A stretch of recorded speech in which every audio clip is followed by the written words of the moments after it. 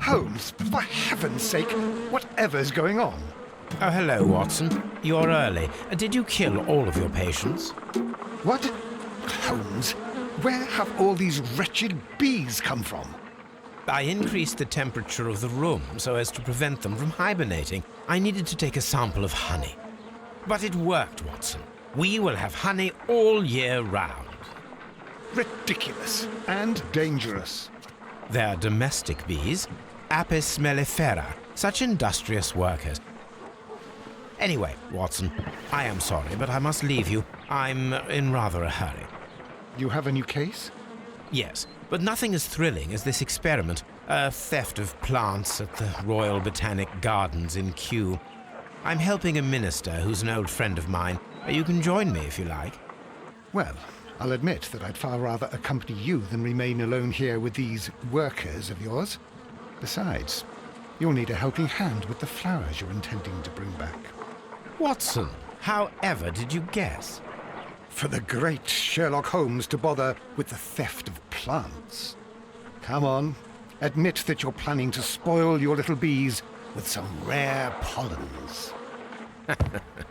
Since when did I become so transparent? Let us go.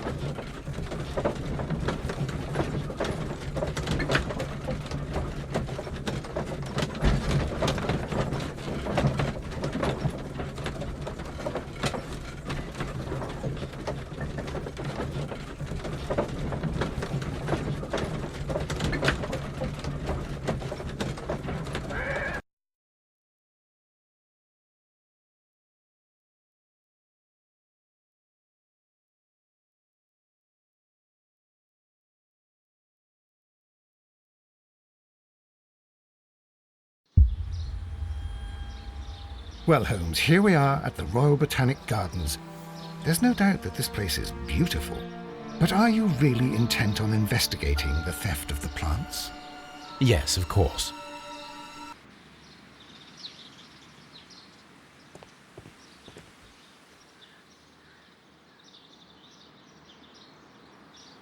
Don't touch anything else, is that clear? Just go and get a bucket of fertilizer. And without turning it over this time. Good day to you, gentlemen. How may I help you? If you are here for a visit, please do come back on Sunday. I am afraid that it cannot wait. My name is Sherlock Holmes, and this is my friend and colleague, Dr. Watson. We are investigating the theft of plants that took place here 5 days ago. A remarkable collection, I believe. So you're the one in charge, eh? A small favor for a friend. Now, to whom do I have the pleasure of speaking? I am Martin Hamish. I am the Deputy Director of Kew Gardens, and that fellow yonder is Albert. He works here. I am delighted to meet you. What can you tell us about the plants? They were rare and exceptional plants. We presented them at our last exhibition. We haven't removed the stand yet. It is still in the large glass house. We only learned of their disappearance the evening after the exhibition, and nobody saw anything. No doors were forced? No, but I would imagine that for a thief it would be fairly easy to gain entry, for there are no guards here. Well, if you don't mind, we will take a look. Now, you say that it is in the large glass house. Yes, the one just behind me. Just a second, since Albert has nothing else to do. Albert, show these gentlemen where the exhibition was held. How many people work here? Only myself, but occasionally 2 students, Albert, whom you have met, and Miss White.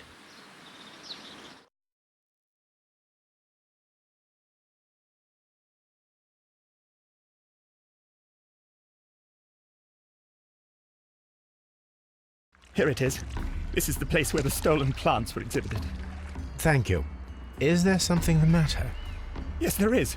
All right, the plants were valuable and rare, but it seems to me that the tragedy that took place here only 2 days ago has been entirely forgotten already.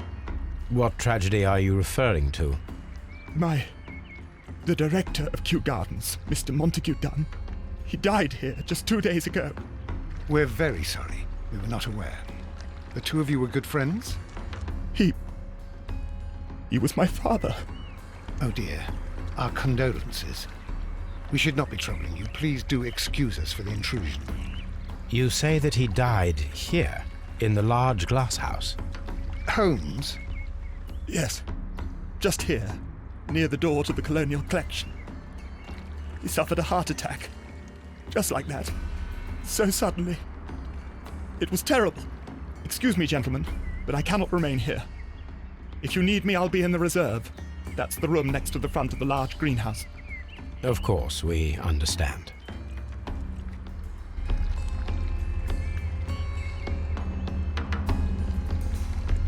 Do not touch.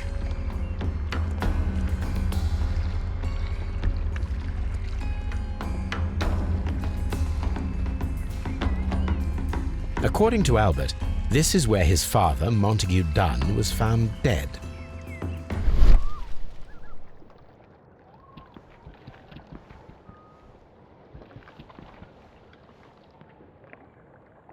The esconsson was breached near the handle.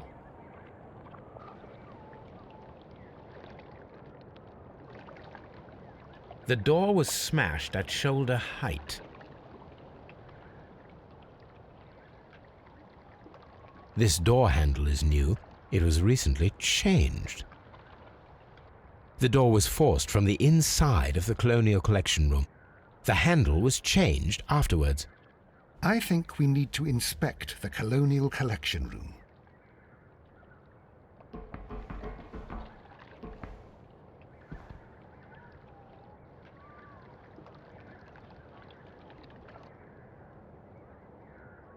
Soil. It should have come from a flower pot. The soil on the side of this flower shelf is the same as that on the ground.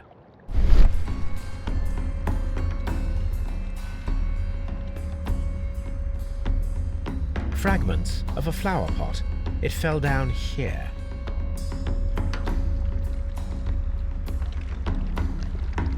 This sign is broken. Something heavy was dropped upon it.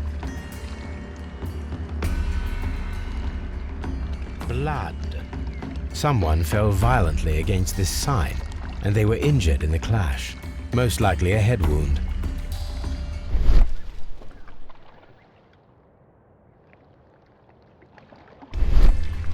The traces are thinner in some places. These boot marks are fresh. It appears as though someone was dragging their feet. The footprints reveal that someone staggered here.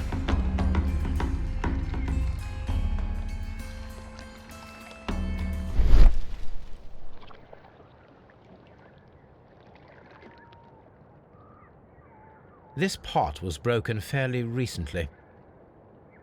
A flower pot recently fell down from these shelves and was misplaced. All the clues around here are quite suspicious. I need my imagination to make sense of it all.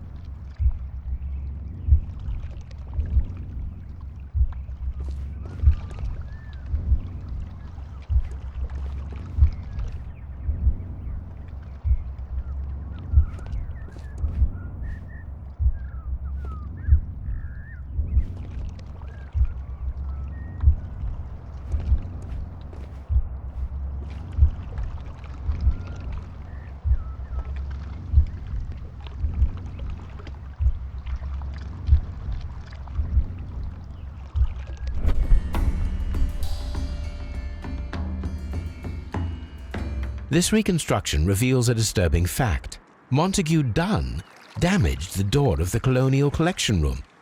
He was in a panic, or the door was locked? Was it an accident, or a murder then, I wonder?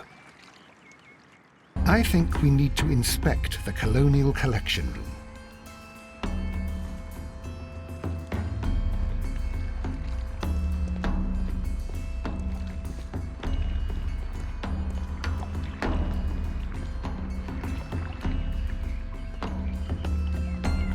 These trees, with their roots in water, must originate from Louisiana.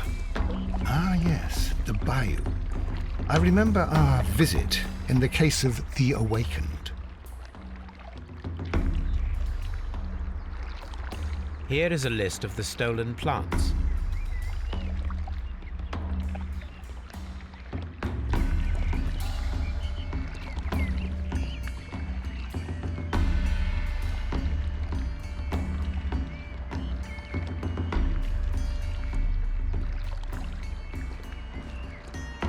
The plants were here. All of them were stolen.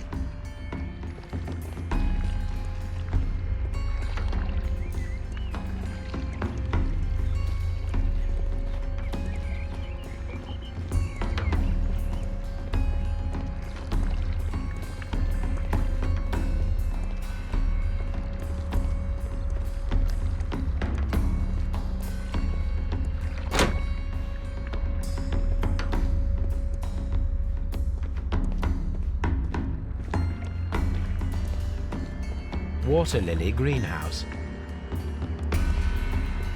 According to this, they have light and moisture control in some parts of the building.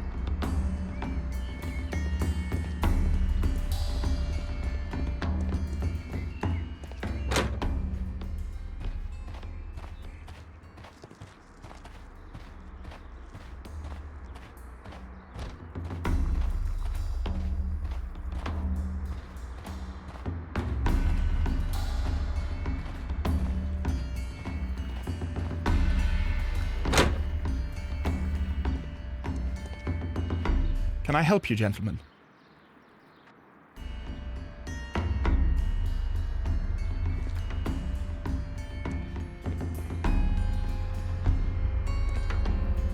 Palm house.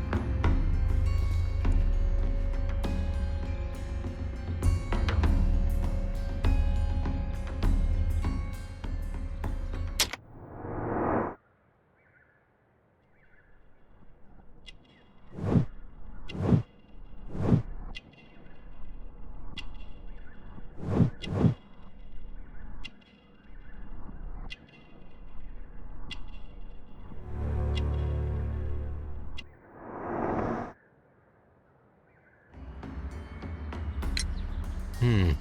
Do you work here? Yes, but part-time only, for I'm also studying botany at the University of London.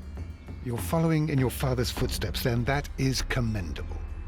Well, even if botany is not my strongest suit, there are people who say that I could be a good manager. Thank you, young man. We shall see you again soon.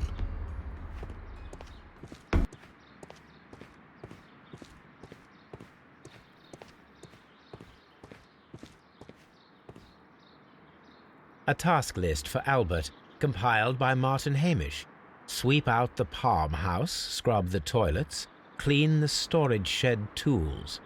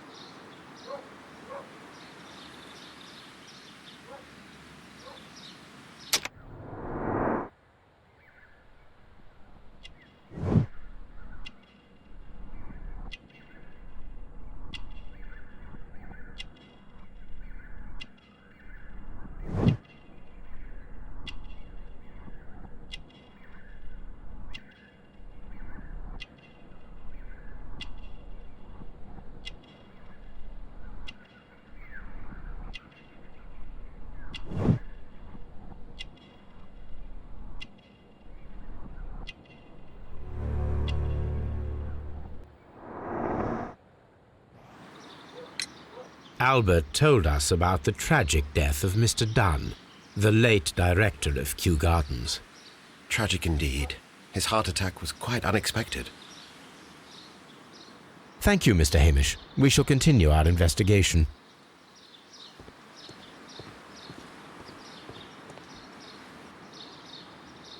Colonial Collection. Nursery. Palm House. Water Lily Greenhouse. Dry Tropics. Seed House. Ventilation System.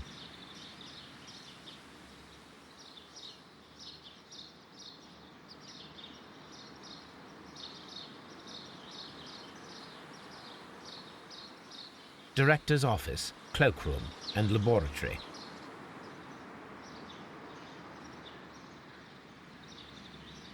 Reserve.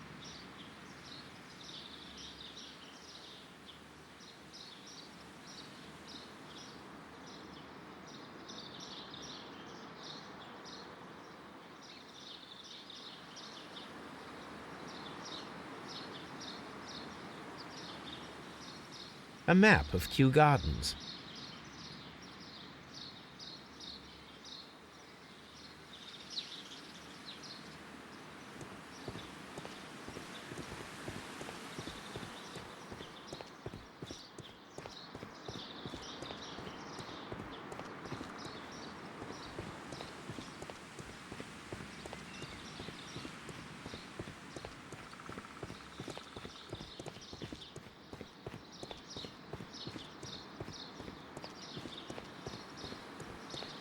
Locked.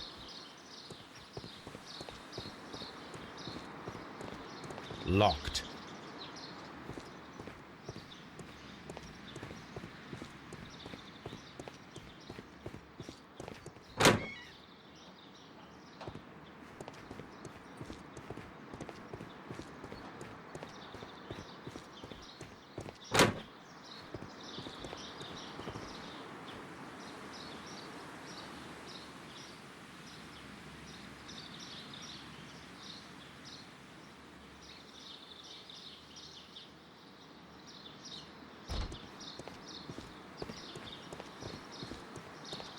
Locked.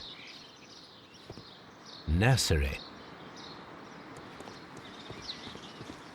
seed house. Locked. There is a smell of burning.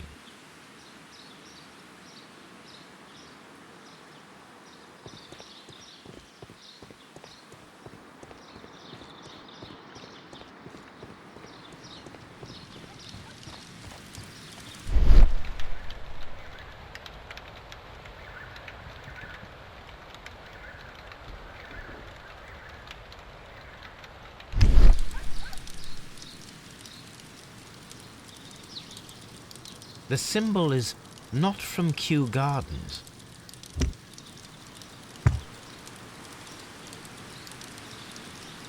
The remains of a picture frame. A protective mask.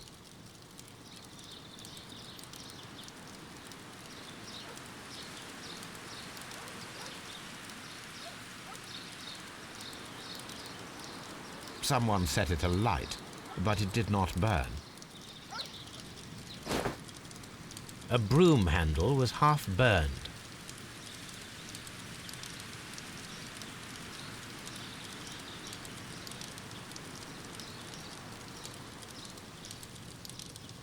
The plants were set alight fairly recently.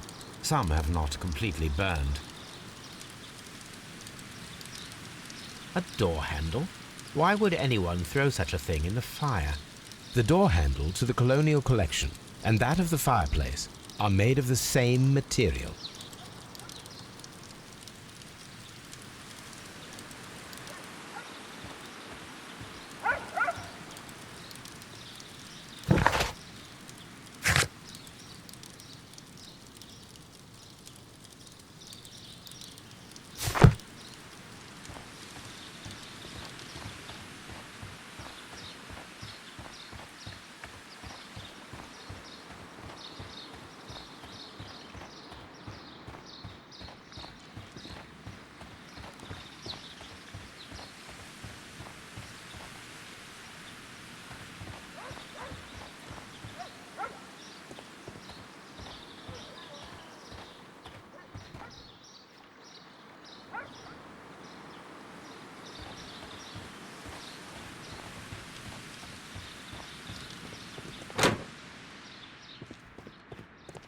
Dry tropics.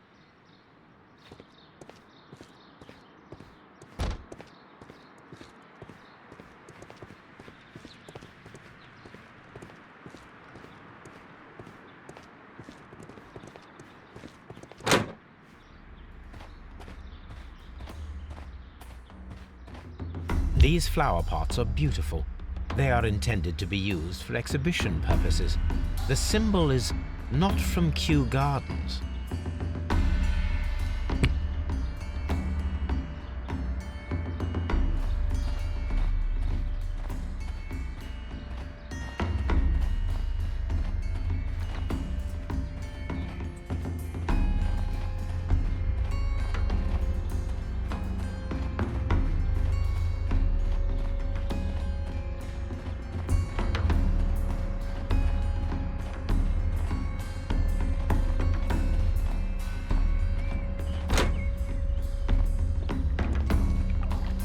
Dry tropics.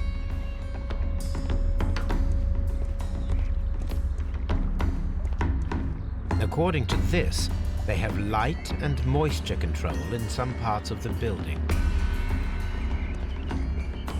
Water lily greenhouse. According to this, they have light and moisture control in some parts of the building.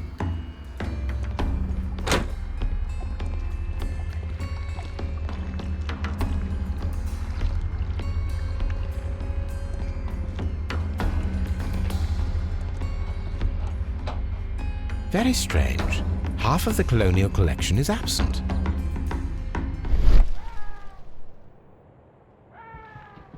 These windows were perfectly cleaned.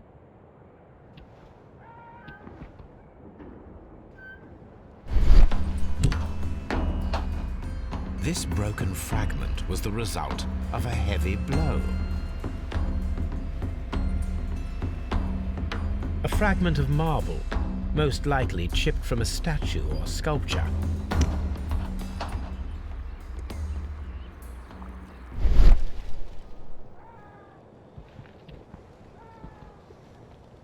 The smell is strong. It is a detergent. Part of this greenhouse was emptied and thoroughly cleaned.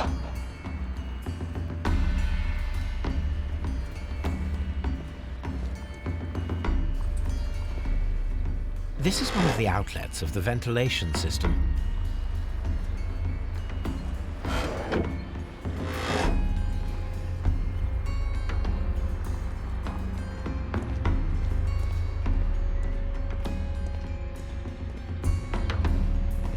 These plants come from all the territories of the British Empire.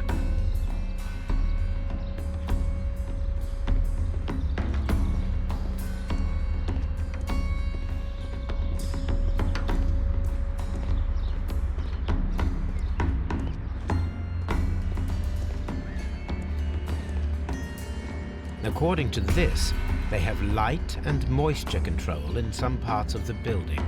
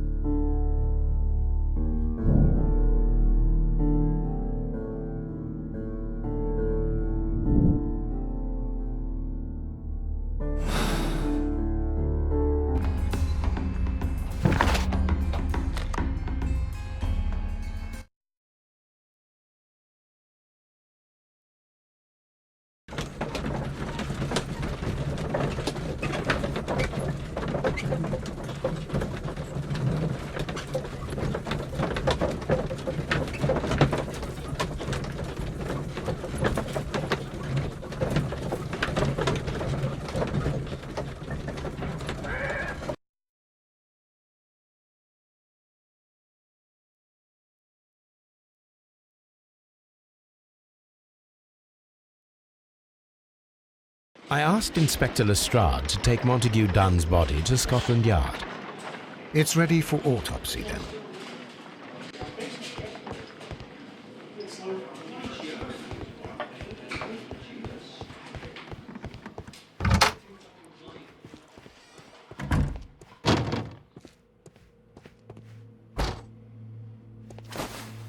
First of all, let us carry out an external examination.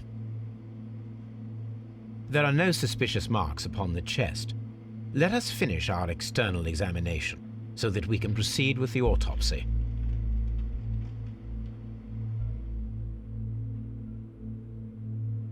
There is an injury to the skull, most probably caused by the fall in the water lily greenhouse.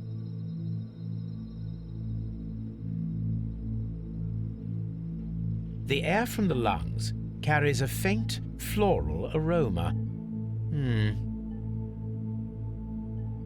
The vessels and the pupil of the eye appear quite normal.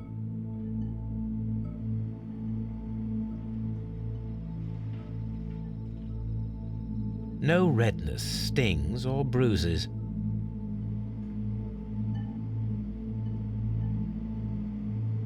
Nothing suspicious here.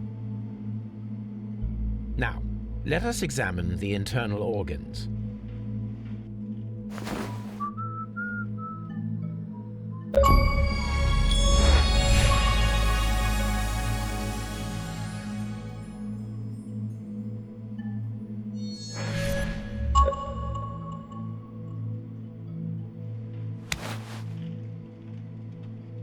The heart's blood vessels show no pathological signs.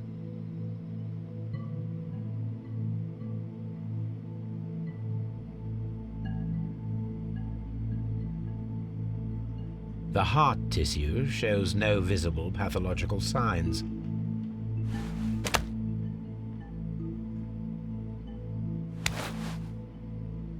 The liver is enlarged. It would seem that he was suffering from an alcohol addiction. The liver tissue is brown. There are no visible pathological signs.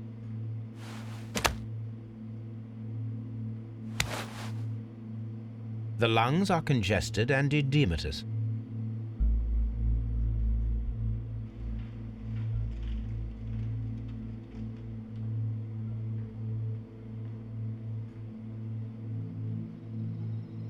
The tissue on the inferior lobe of the right lung is damaged, most probably caused by toxins from an unknown plant.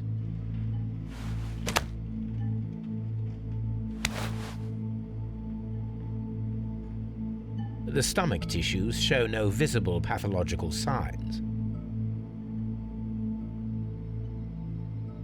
There is a small amount of content.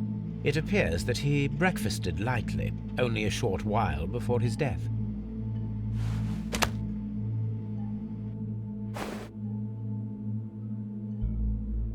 My suspicions have been substantiated. Montague Dunn, the director of Kew Gardens, died from poisoning. Plant poisoning, to be more exact. You mean Yes, it is murder. we should inform Lestrade? Yes, but do remember, Watson, that I discovered the murder. The challenge is mine. The challenge, Holmes? We need to locate that deadly plant. Such a perfect murder appeals to me. Murder of any kind appeals to you. Is that all we need to do?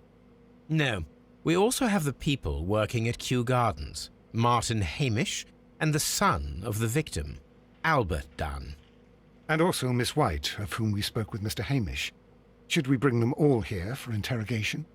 No, a few innocuous questions at Kew will suffice, as well as a discreet delve into their personal affairs. Yes, Watson, it is time now to open the doors. Even those in the staff building. I suppose that is necessary. We should also be concerned with the victim himself. After all, we don't know very much about Montague Dunn. You're enjoying this already, aren't you? More than a little.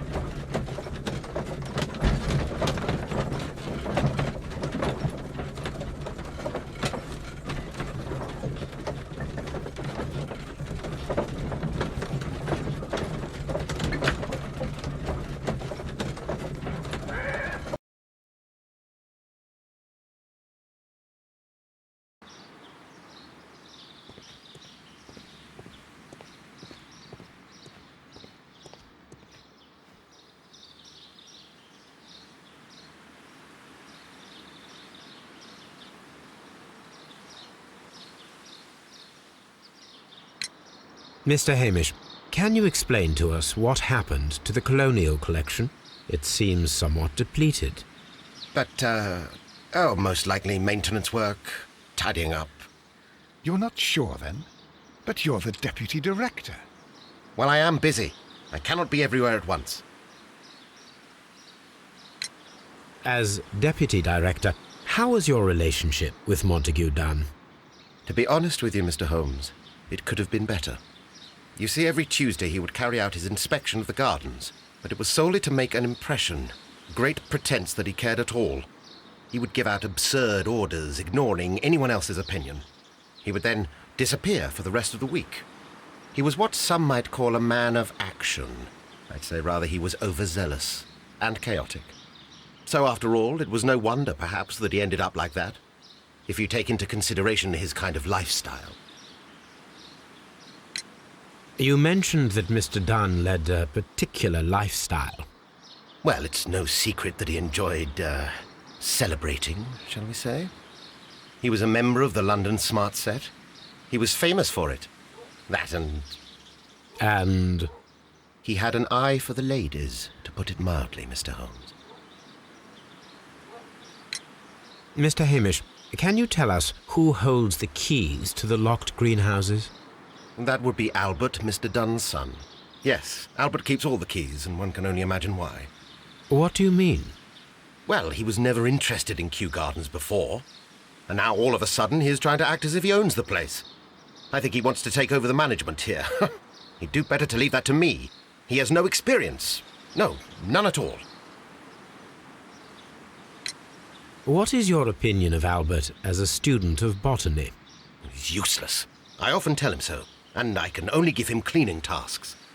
Botany is not his life's work, and his father well knew it. He was furious about it. He was? Oh, yes.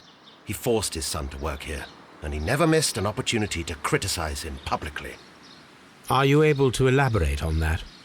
Well, for example, with our last exhibition here, Mr. Dunn had Albert make a presentation speech. But then, while the lad was speaking, Mr. Dunn interrupted him, asking him difficult questions, making him look like a failure. It was with the intention of making a fool of him, Mr. Holmes. That must have been terribly humiliating. Yes, he was crushed, and he had to leave. Everybody was making fun of poor Albert. That is, except for Miss Margaret White, who is such a nice lady and who always takes pity on Albert. You mentioned a Miss White.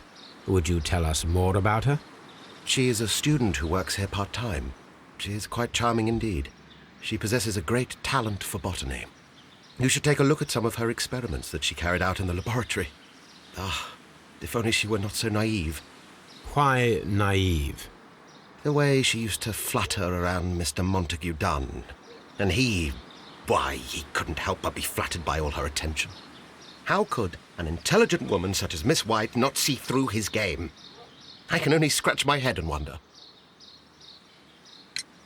Tell me, Mr. Hamish, do you grow the more deadly variety of plant here? You mean insectivorous? Yes, but nothing larger than that. Thank you, Mr. Hamish. We shall continue our investigation.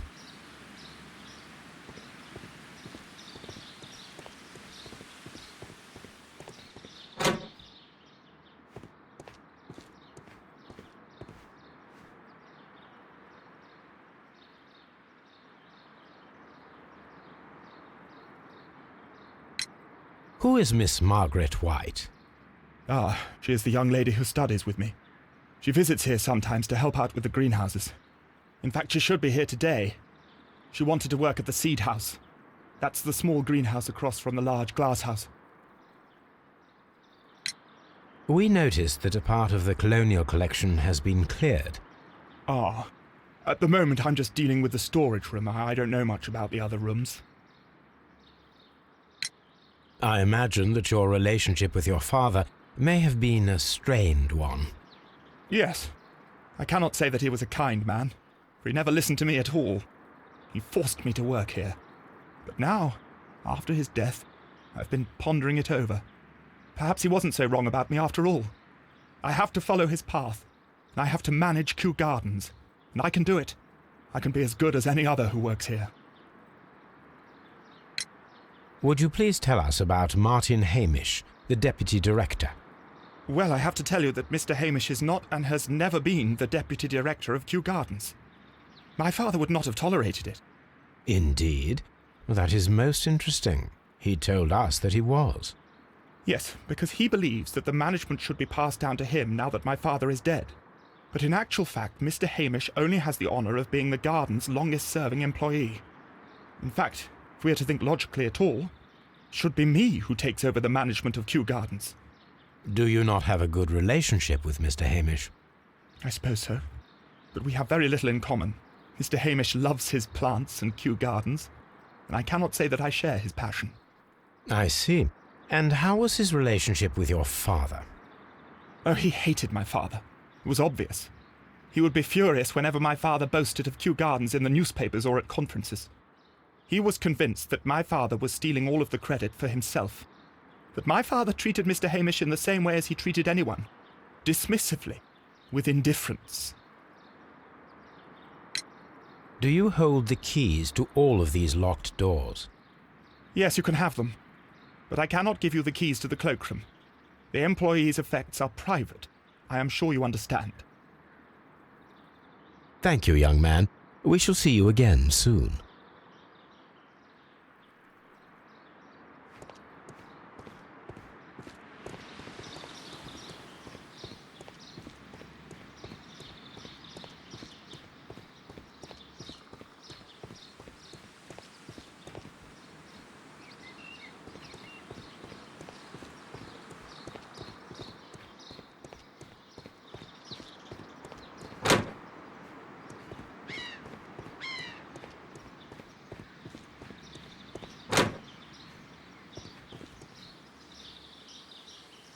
Look, Holmes, this charming lady must be Miss White.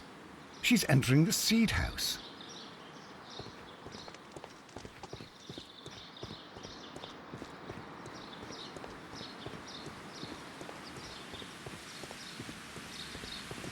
Open. Seed house.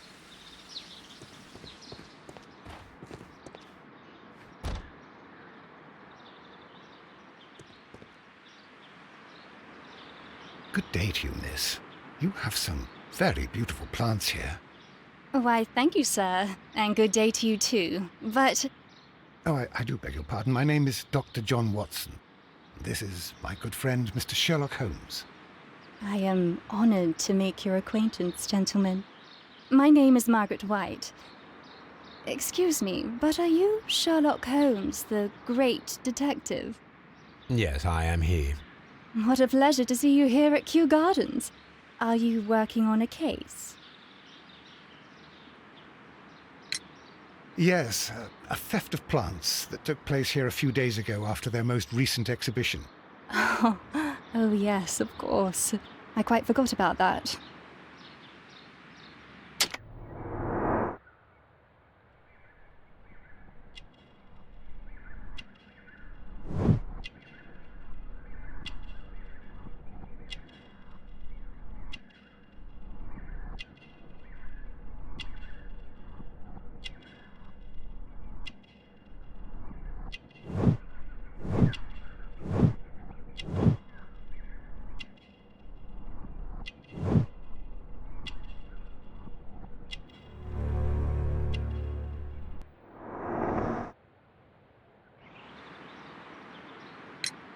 Oh, it's quite understandable that you might forget about the theft of the plants, miss, after the tragedy that took place here. Yes.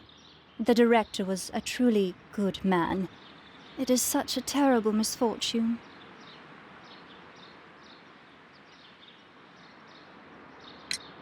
Would you happen to know why part of the colonial collection was cleared? No, I have never been there.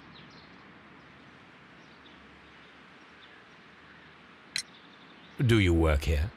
Part-time only. I am a biology student at the London University. I attend the same classes as the son of Mr. Montague Dunn. That is how I found my chance to work here for part of my thesis, you see. It is a great honor. How well did you know Mr. Montague Dunn? He was a master, a great leader. I saw him almost as a spiritual father. He had an exceptional nature? Oh yes, indeed. He was always so active and so optimistic and very nice to me. Although he could behave harshly towards his son. Why so? He loved his son dearly and wanted the very best for him. It made him extremely demanding. Albert, who is naturally shy, suffered because of it. Most of the doors in Kew Gardens are locked. Do you have a key to this room? Oh, yes.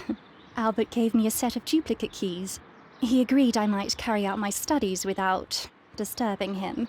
It is only temporary. Thank you, miss. None of the 3 people who work at Kew Gardens know why half of the colonial collection was cleared. So, someone is lying. It is obvious.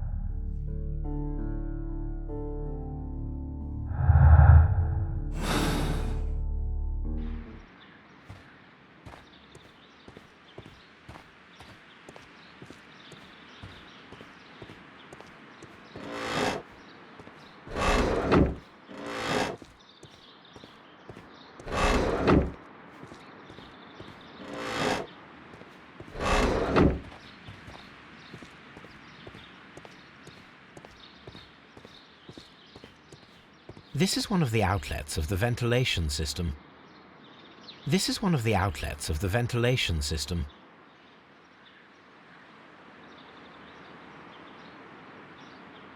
From here, we are unable to see the interior of the colonial collection room.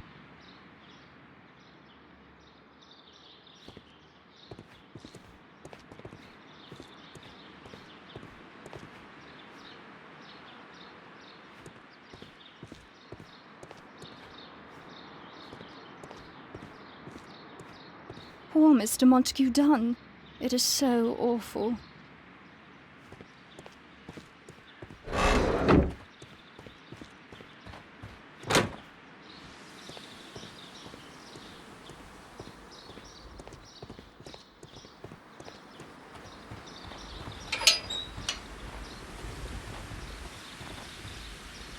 A ventilation system. It should regulate the temperature of the staff buildings.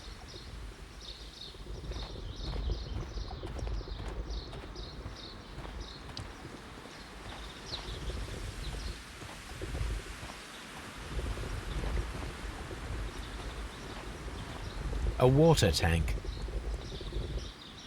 A ventilation.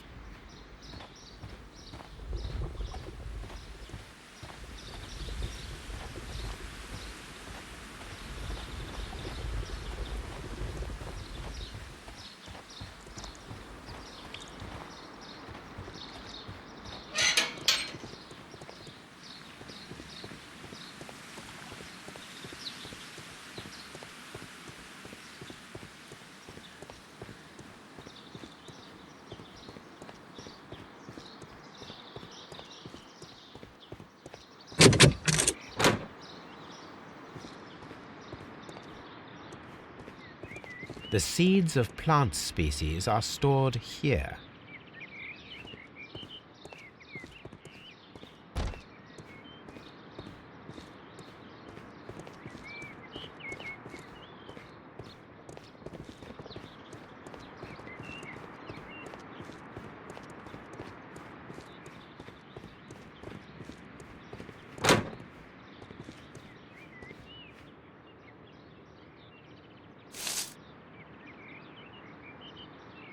It is a bust of Montague Dunn.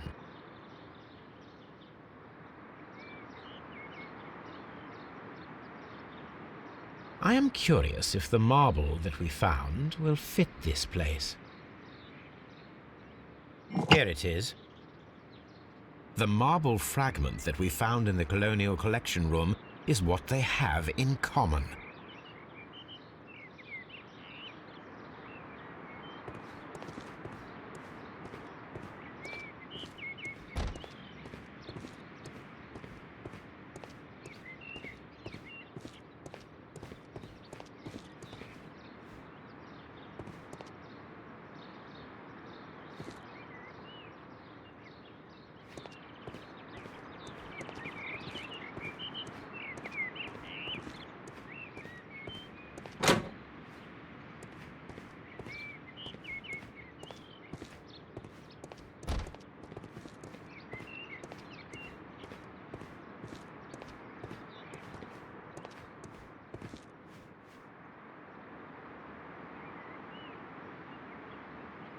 A glasses case. It is empty. A thesis, written by Martin Hamish. This area serves as Martin Hamish's office.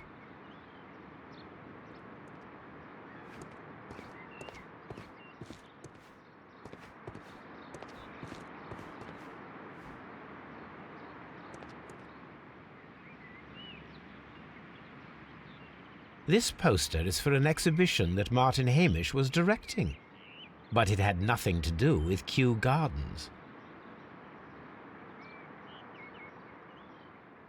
This certificate belongs to Martin Hamish.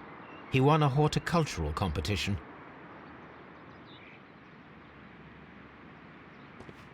We can see the interior of the Colonial Collection Room from this window.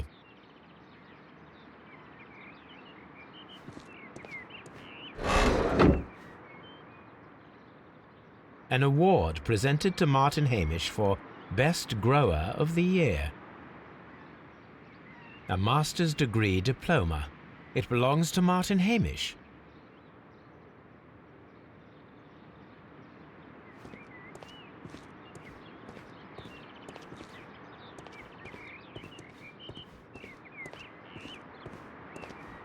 This is one of the outlets of the ventilation system.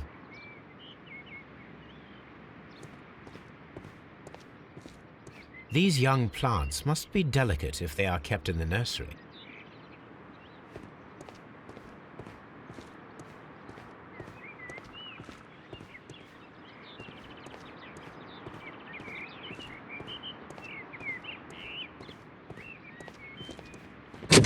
Locked.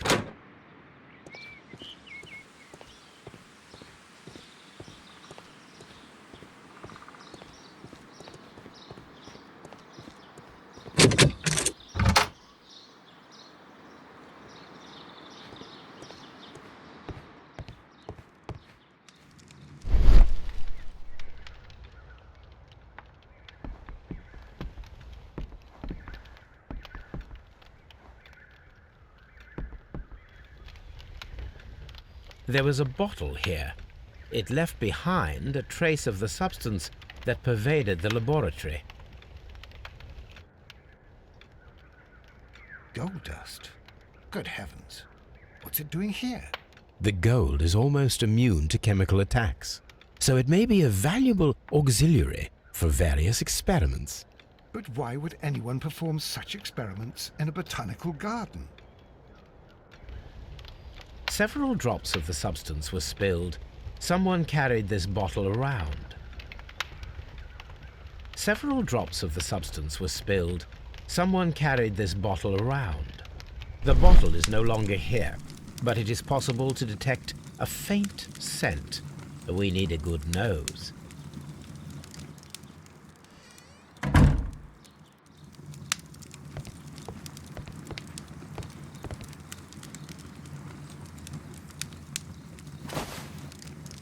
A botany book.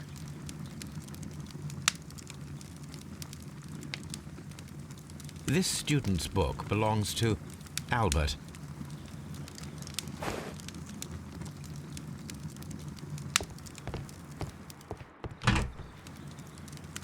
Chemicals, a sufficient quantity for some serious experiments.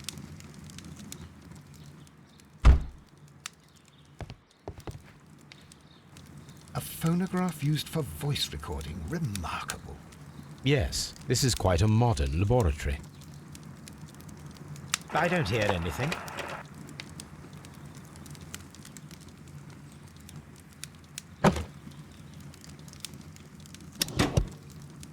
Martin Hamish's perception of plants. The notion of communication in the plant world has long been considered marginal, yet I remain convinced that some plants do indeed transmit chemical signals in the event of attack. A study report by Martin Hamish.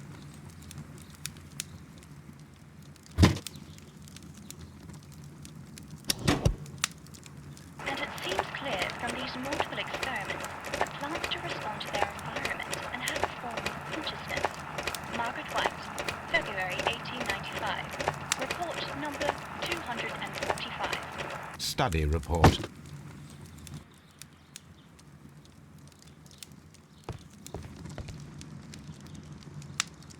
This is a table for experiments. It resembles my own. Only this one is kept in good order, Holmes.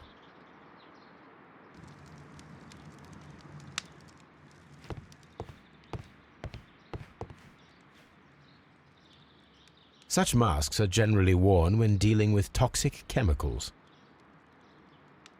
Gloves, waterproof aprons, everything one might need for self-protection. Do they grow dangerous plants here?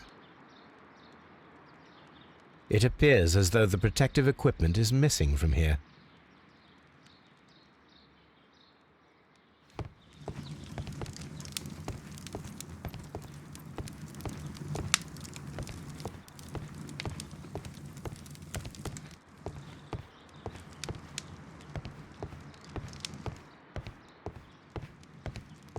Locked. Holmes, Albert Dunn didn't give us the key to this door. It does not matter. We will open it.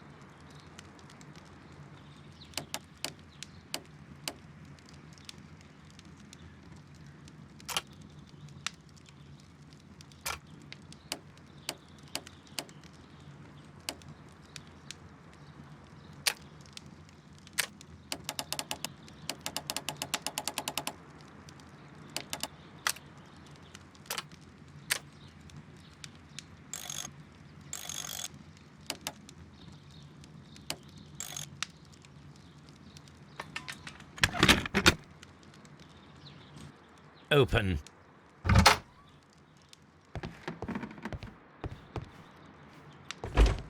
Martin Hamish's locker.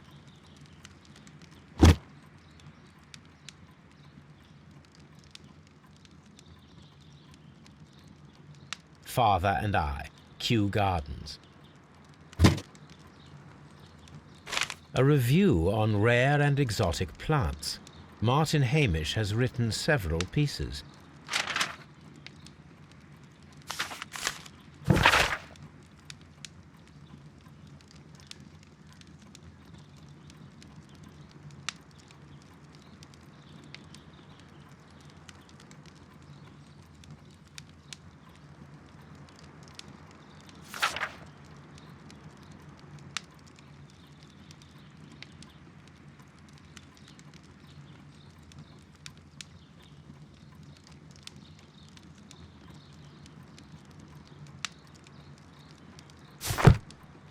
Martin Hamish studied chemistry. Interesting.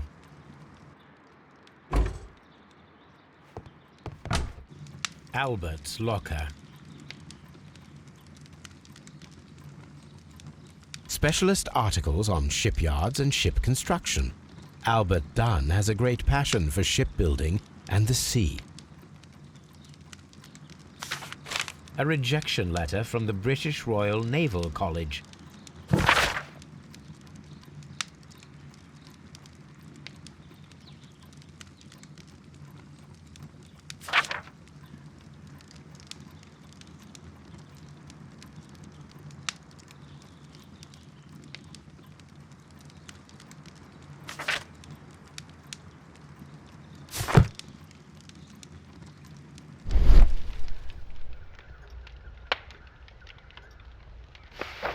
A picture of Miss White and Albert in front of the University of London. And they seem to get along.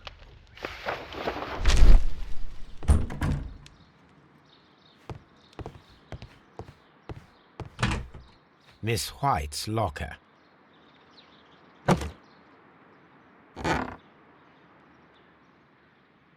These jewels must be worth a small fortune. Apparently, Miss White is a capable student. A draft of the letter that Miss White sent to her parents.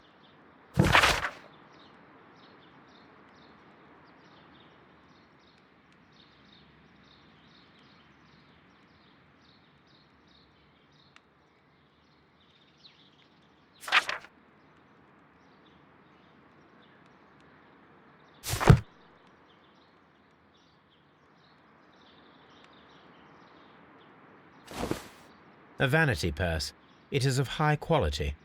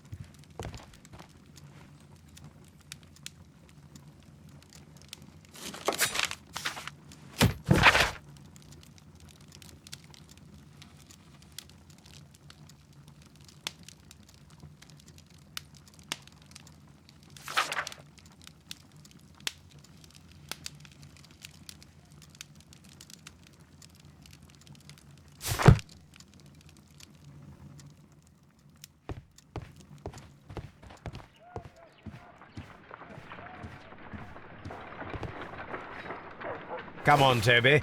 We have some work for you to do. Let us go to Kew Gardens. Oh dear, Toby.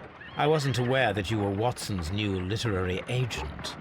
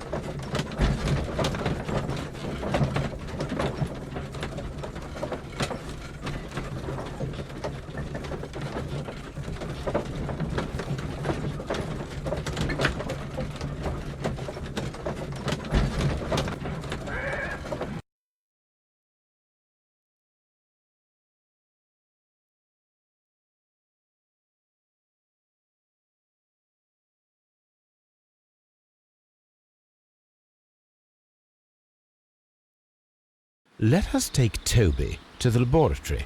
He will pick up the scent of this mysterious substance. Search, Toby. Search.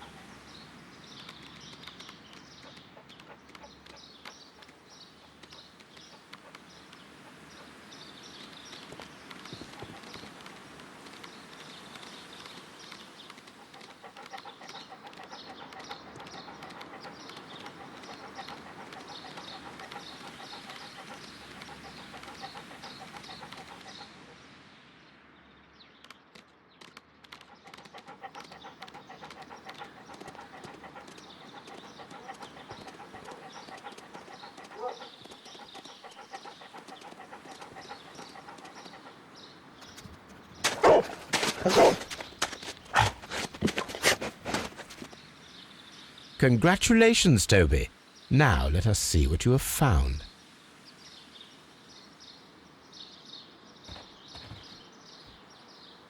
This is the bottle that was used in the laboratory. It was buried here. There is still some liquid remaining in the bottle, with gold flakes. A tiny caterpillar. Not surprising to see one in a garden, but at the bottom of a bottle.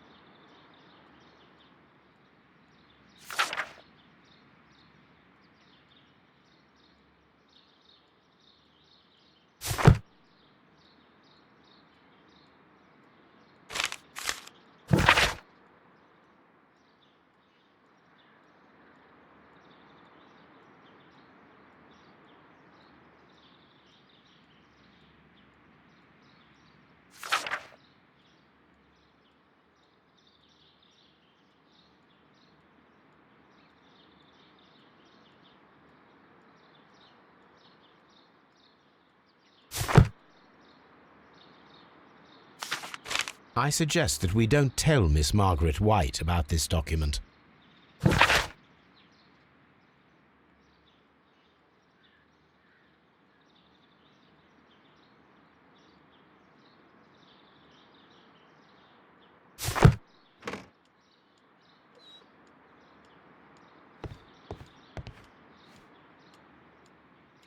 A photograph of Montague Dunn and Reynold Hamish.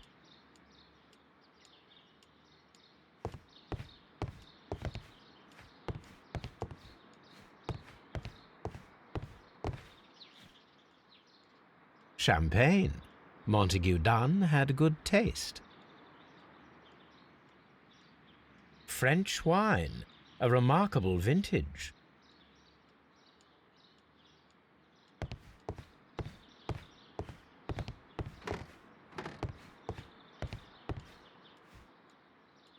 Newspapers discussing Kew Gardens.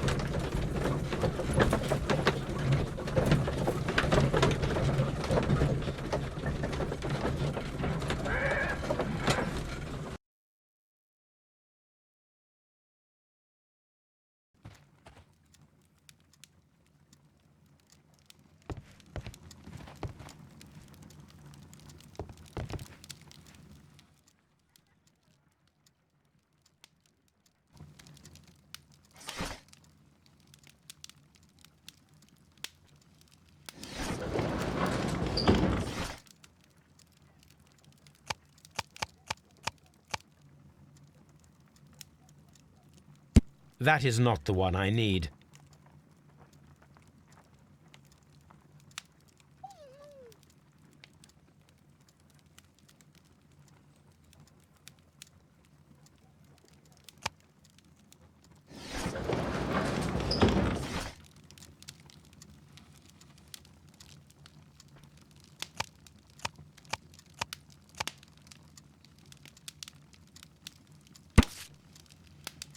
Here it is.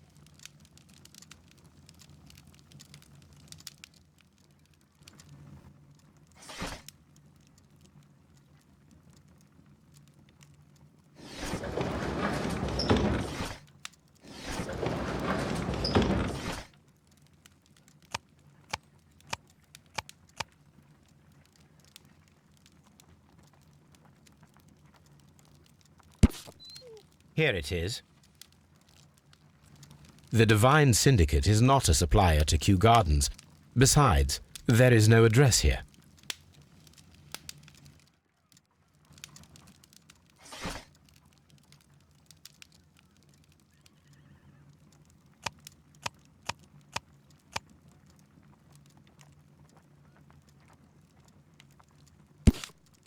Here it is.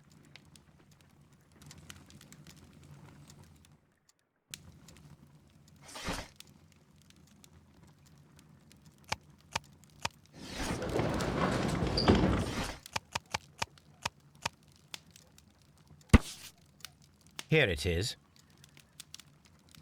And here is the Divine Syndicate's address. Perfect. It is time to find out what they have against Montague Dunn.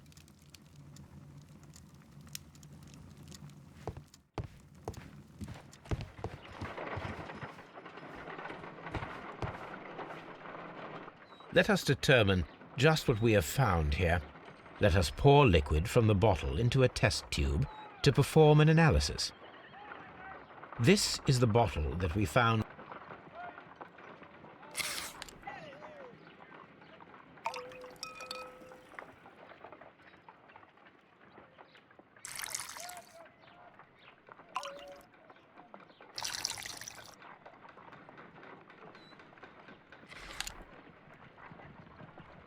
A colorless, water-based liquid.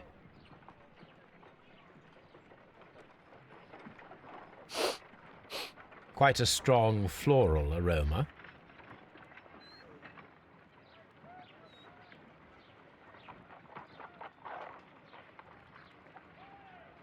Holmes? What are you doing? It has a bitter taste. What if it's poisonous? Did you ever see poison stored in enormous jars like that? Anyway, there is a doctor nearby. So what do you think it is? It is some kind of organic compound. Let us vaporize the liquid and see what happens.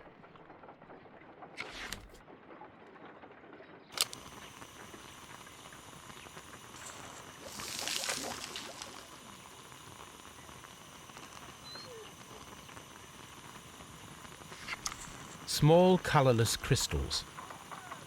Colorless, tiny crystals that are soluble in water, with a floral smell and a bitter taste. Watson, could you pass me that small bottle, please?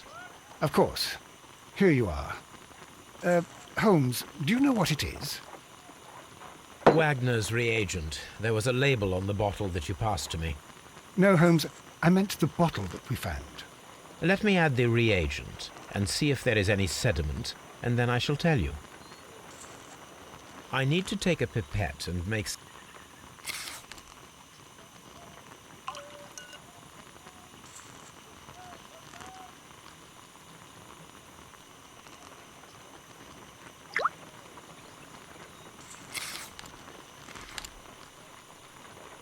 Red sediment, just as I suspected. This liquid is of organic origin. It contains some alkaloid. Most likely it is unstable, and that is why there is a quantity of gold dust to prevent contamination. This mixture is probably a fertilizer. Someone was carrying out unusual experiments in the garden's laboratory.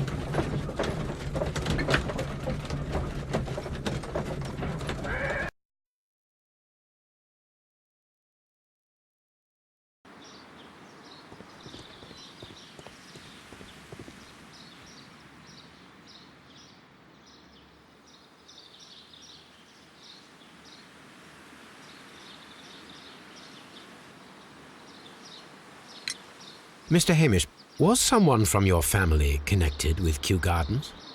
Family? No. I'm the only one with a passion for botany.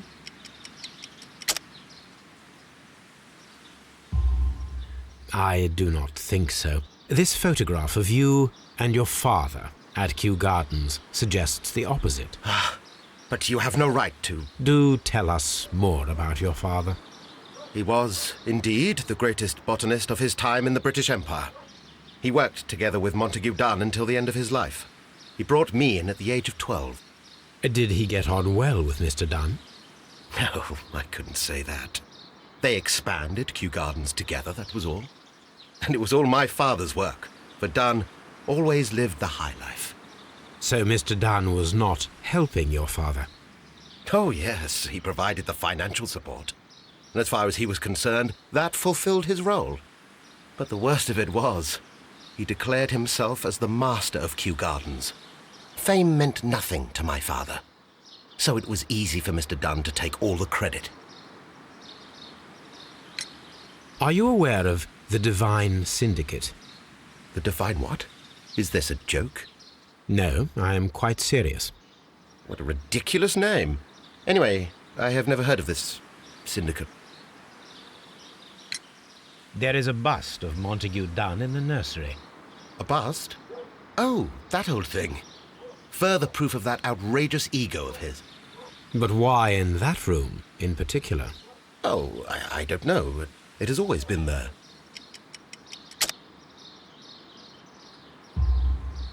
It is strange, because I recovered a fragment of the bust inside the Colonial Collection Room. Really? Oh, well, so I am mistaken. It ought to have been removed during the cleanup. This room is so small. Do you know who moved it? I have no idea. Surely Mr. Dunn requested it. Do you have any more questions like this? Because fragments of rock are not my responsibility. Evidently. Thank you, Mr. Hamish. We shall continue our investigation.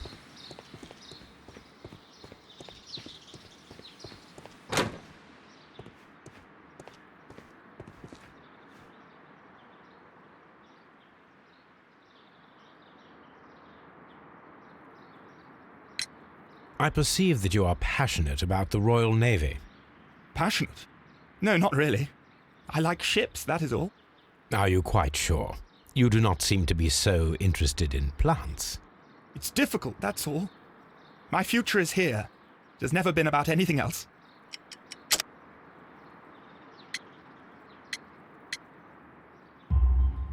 And yet I know that the Royal Naval College rejected your application. Ah, you truly are as clever as they say. Yes, that's correct. And in fact, my father was strongly against the idea. He did his best to ruin my plans, although I almost did succeed. But my dreams were shattered, Mr. Holmes. Tell me, have you ever heard of the Divine Syndicate? No, I cannot say that I have. Thank you, young man. We shall see you again soon.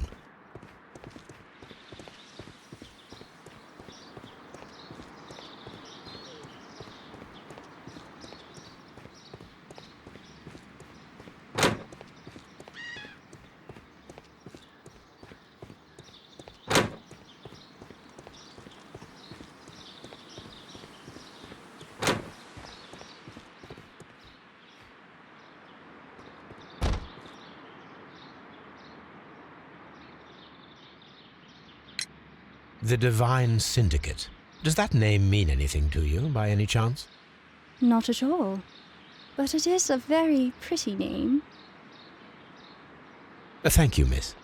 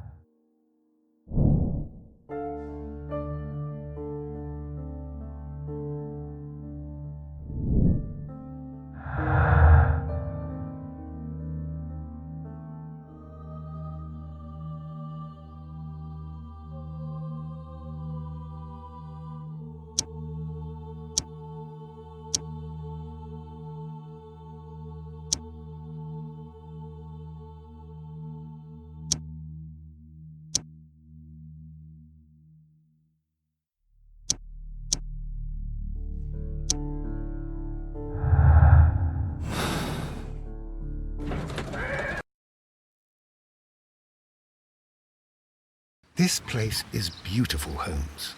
Its atmosphere is remarkably soothing. Let us find someone who could help us.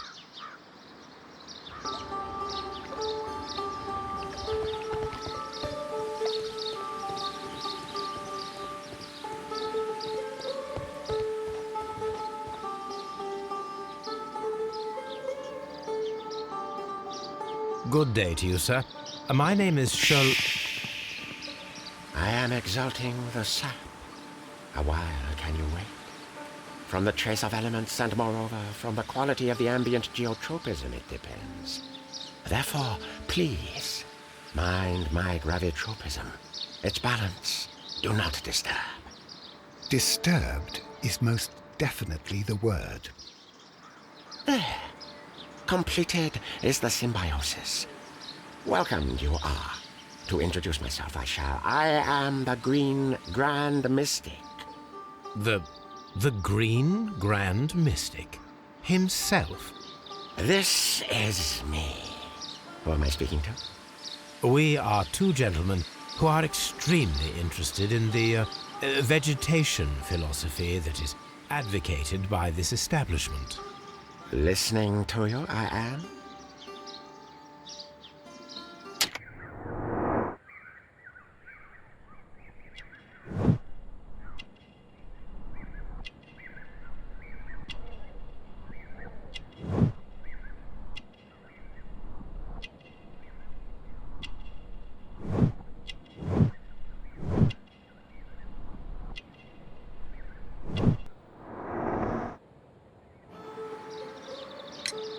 We should like to take a look around, to immerse ourselves in the wisdom that emanates from here.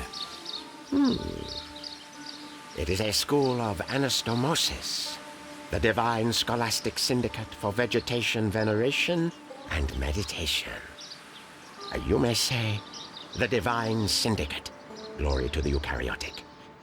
Only true devotees, those whose hearts are ready to spermatophize in sharing of knowledge, are permitted to physically enter our vegetable kingdom and its wisdom. And to be permitted, you must earn it. Yes.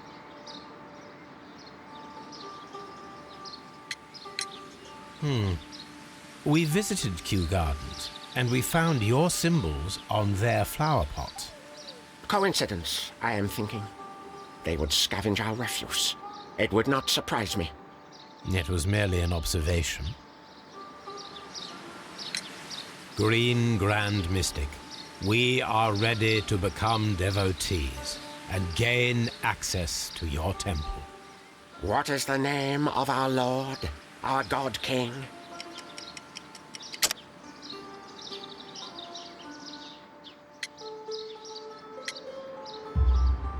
Our God King's name is Treewan, Green Grand Mystic. Oh la, good, I like you. Here is the holy key to the wisdom place. Holy donation can you make whenever you so wish. Thank you so much. I pray you to taste our fertilizer substance. From the burdens of life it helps to free. But of course. Raw sap, it is called. It is near the entrance. Well, we will leave you to your meditation.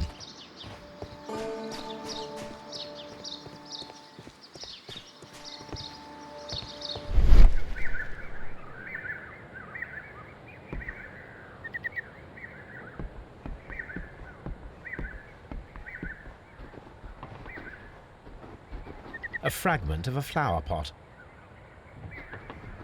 Fragments of a flower pot. It fell down here.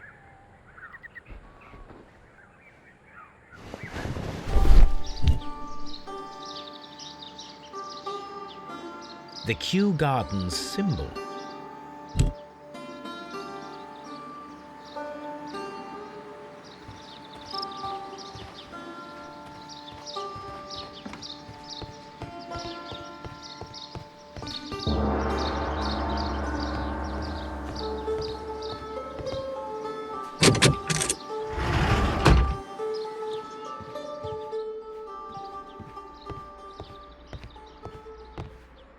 That should be the raw sap that the Green Grand Mystic spoke of.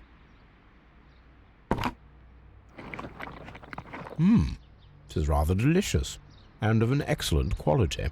My word, Holmes. Their sap is like a form of cocaine.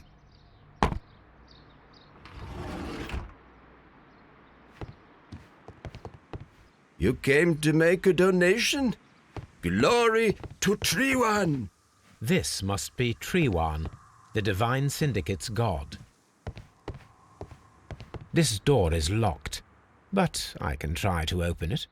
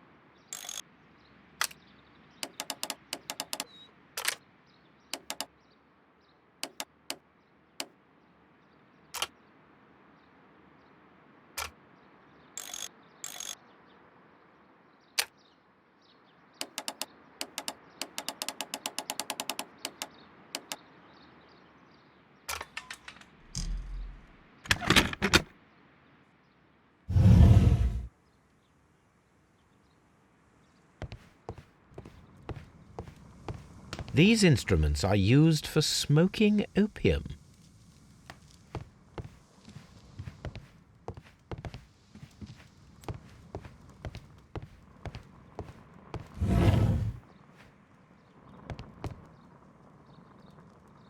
This cabinet is full of chemicals.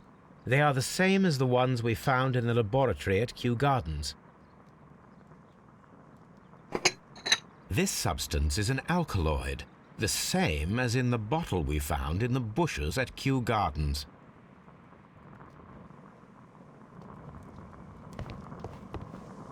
That would be enough to perform the most difficult of chemical experiments. A vast amount of opium.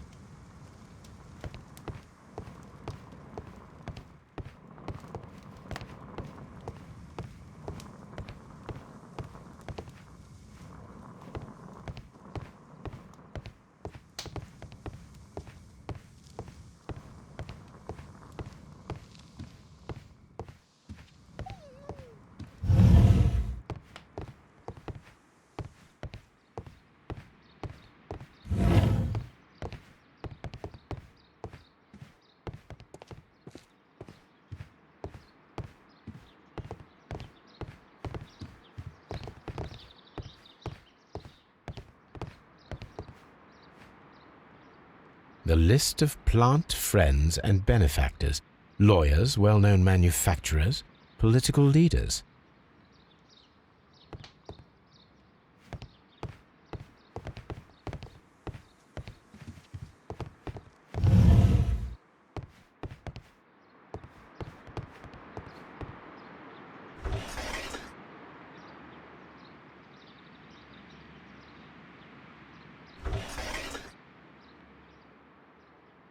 Caterpillars.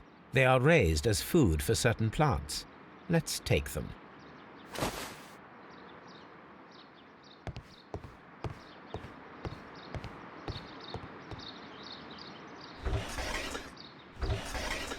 A tropical plant. Nothing of interest.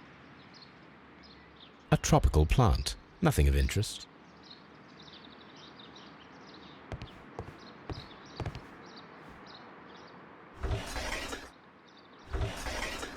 A tropical plant. Nothing of interest. A tropical plant. Nothing of interest.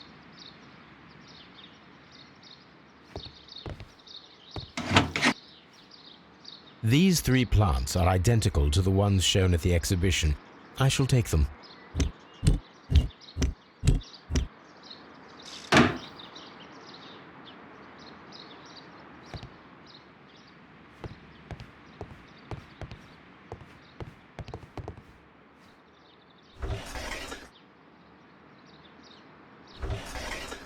A tropical plant. Nothing of interest. A tropical plant. Nothing of interest.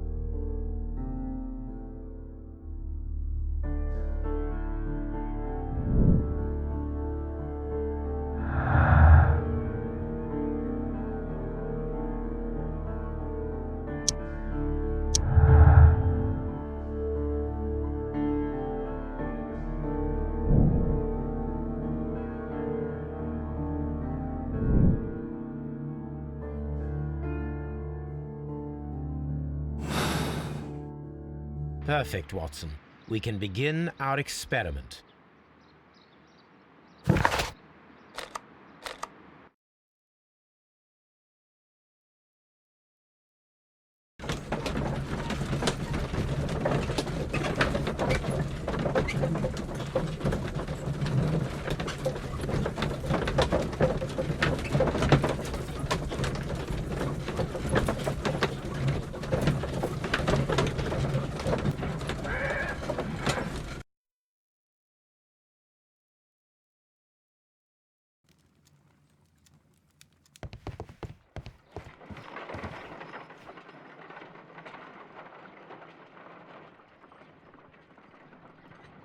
I imagine that one of these plants would be capable of releasing a toxic vapor.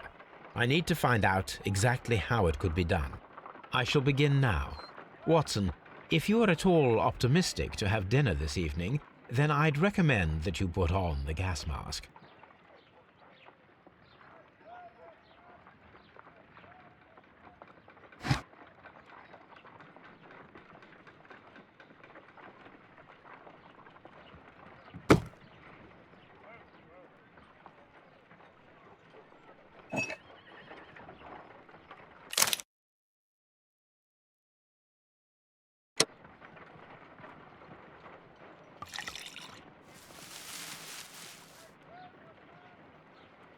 This plant becomes inactive after being drenched with alkaloid.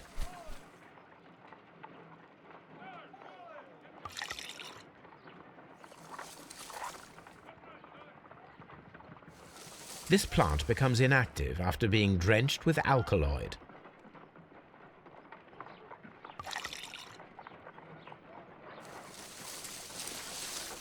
It appears to open after being soaked with alkaloid.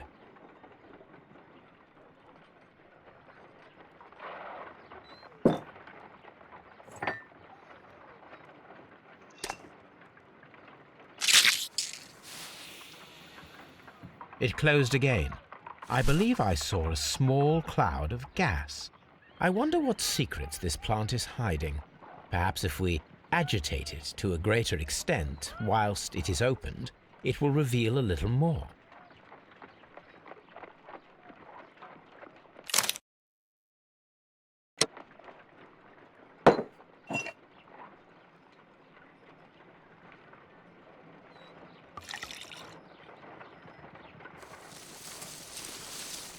It appears to open after being soaked with alkaloid. This plant becomes inactive after being drenched with no reaction.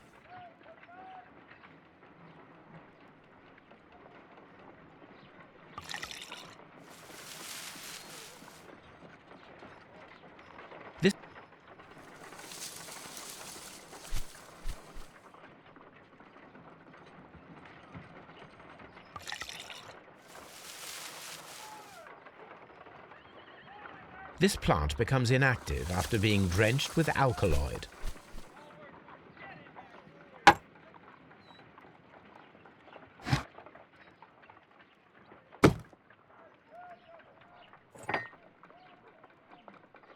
This plant seems to have had no reaction from the caterpillars. This plant seems to have had no reaction from the caterpillars.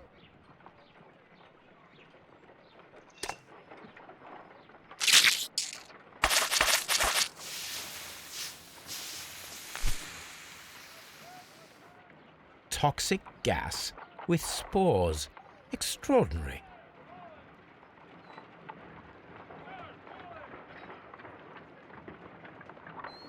The plants would be capable of killing only if they were directly next to the victim and stimulated at precisely the right moment. Let us take our caterpillars to the Colonial Collection Room. We may see things more clearly there. It is too early, Watson. Our suspects will be there. Let us investigate Kew Gardens one more time and ask some questions.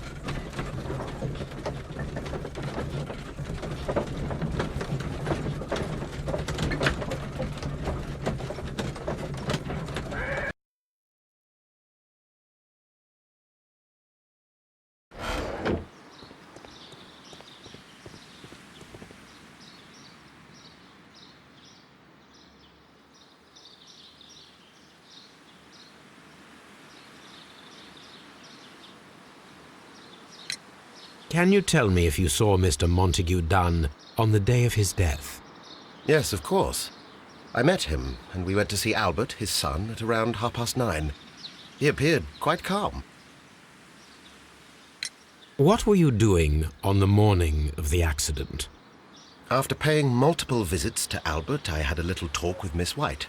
Then I returned to my desk to complete some paperwork. Suddenly I observed that Mr. Dunn was not feeling well, so I ran immediately to fetch Albert. I clearly remember that it was around 10:30, for I was late that morning. Thank you, Mr. Hamish. We shall continue our investigation.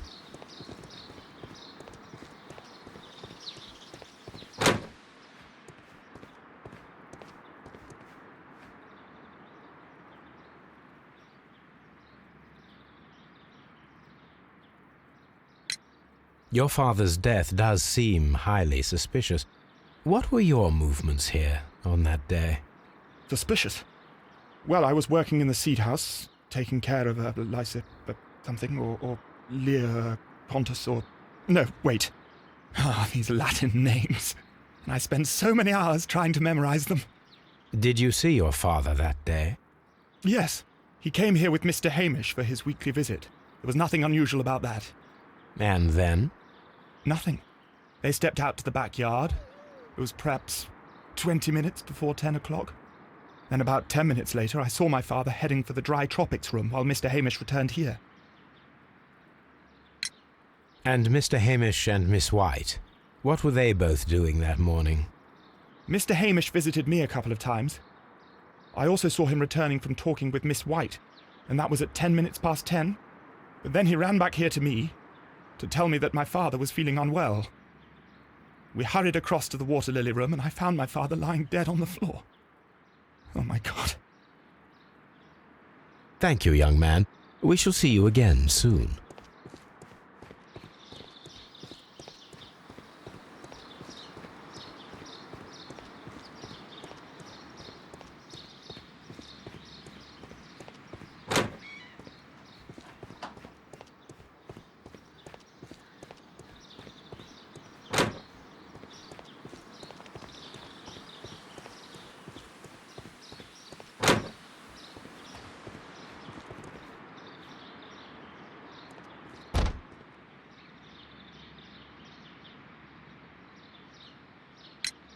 Can you tell me what Mr. Dunn was doing upon the day of his death?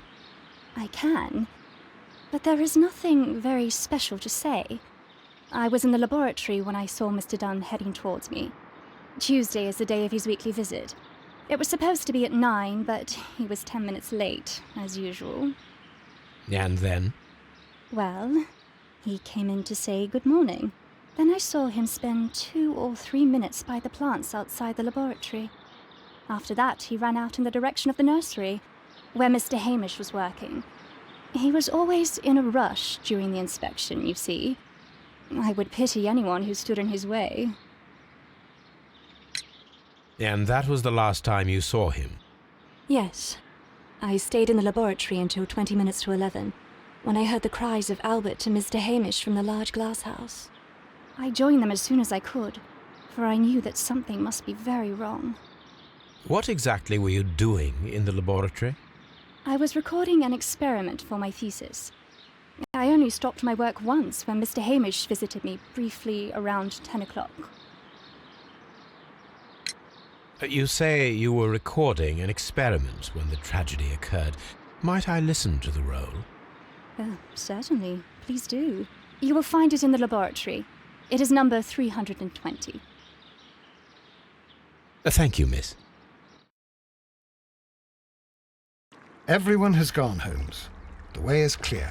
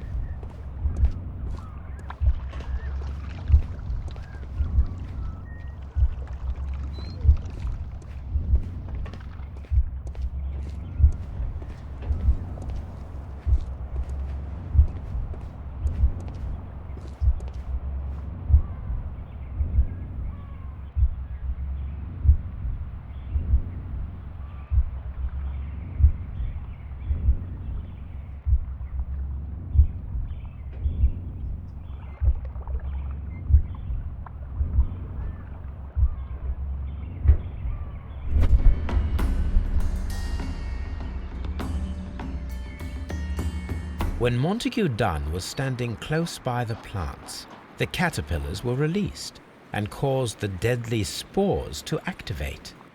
Panicking, and likely already half asphyxiated, Montague Dunn started back and knocked over the bust. He rushed to the door, but it was locked. He had to force it open with his shoulder. We already know the outcome. Montague Dunn collapsed and died not far from the pool. Well, it is time to perform our experiment on the ventilation system.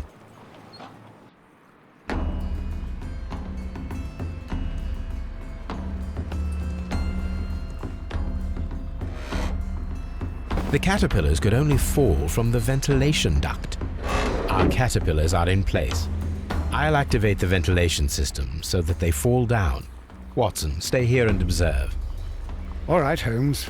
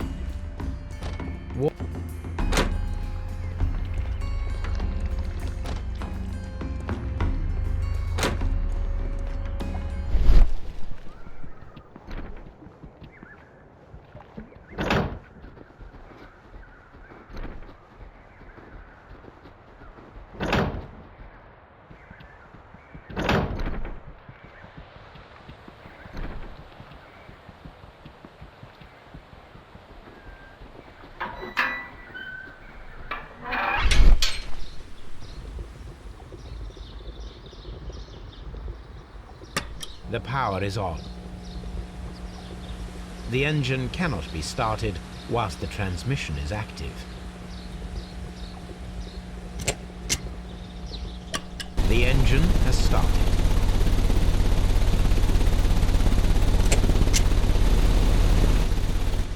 The ventilation system is working.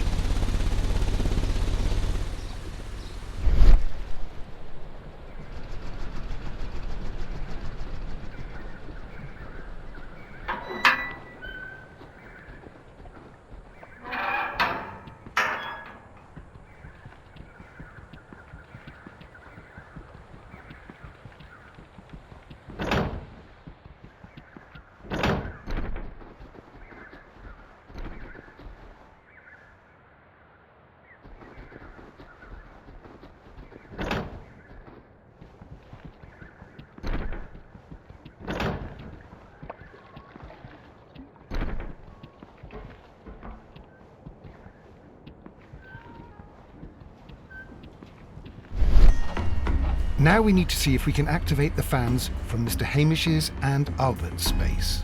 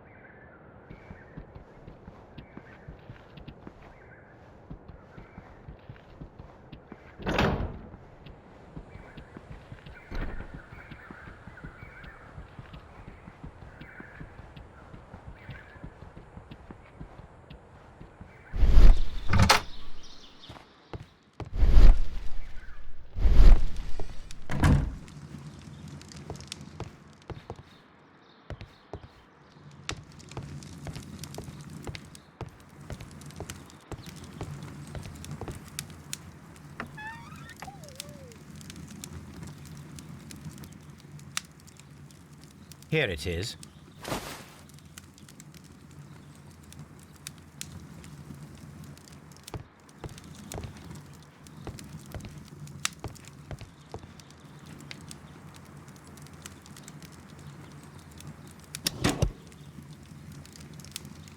These plants, classified as shrubs or grasses, have adapted to their arid environment due to a system of underground roots. This recording seems very long. It is unnecessary to listen to all of it. Miss White was in the laboratory, as she told us.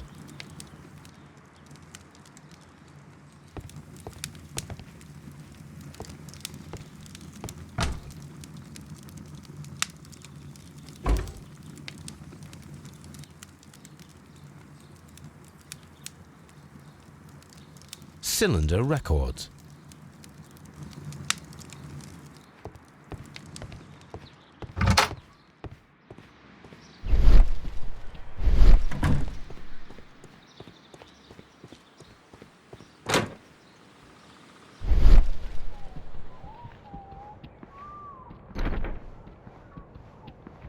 Excellent. This ventilation fan is working. Let us see if I can activate the other one.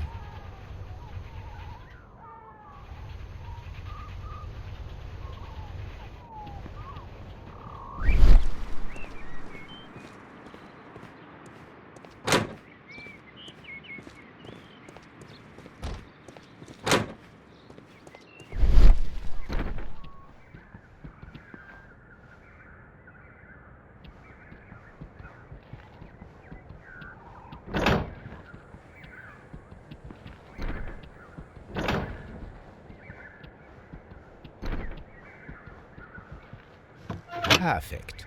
Now I just need to find Watson to check the result.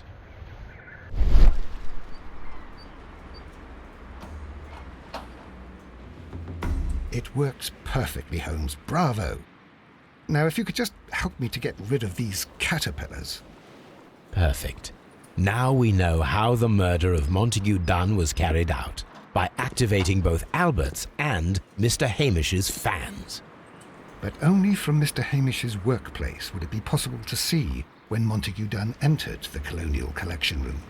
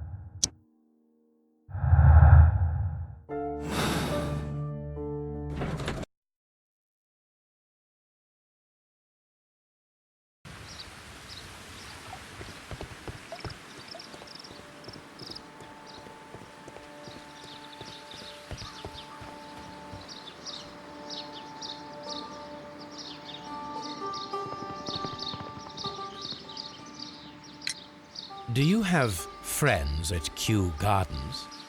None. Not worthy there.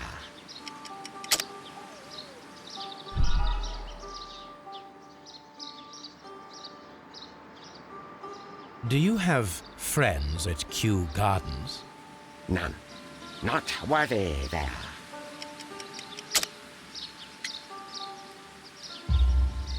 Nevertheless, we have seen Kew Gardens flower pots in your yard. How could they happen to be there? What? Our sacred place you permitted yourself to search? Sacrilege. No, really now. There was a theft of plants at Kew Gardens a matter of days ago, and we believe the pots we found here may be connected with it. Please tell us, were you involved?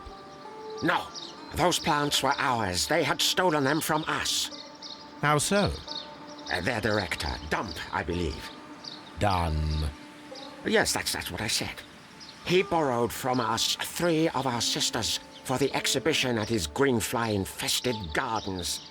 But he never gave them back to us. Excuses and imbecility.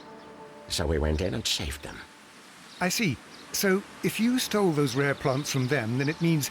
Ah, I get it. Bravo, Holmes. I think the case is solved. No, we did not steal. We saved. Well, as a matter of fact, we were unable to find our 3 plants. I beg your pardon. And yet you took all of the exotic plants from the stand. They had disappeared. It was the least we could do. They stole our sisters, and so we stole theirs. Well, we will leave you to your meditation.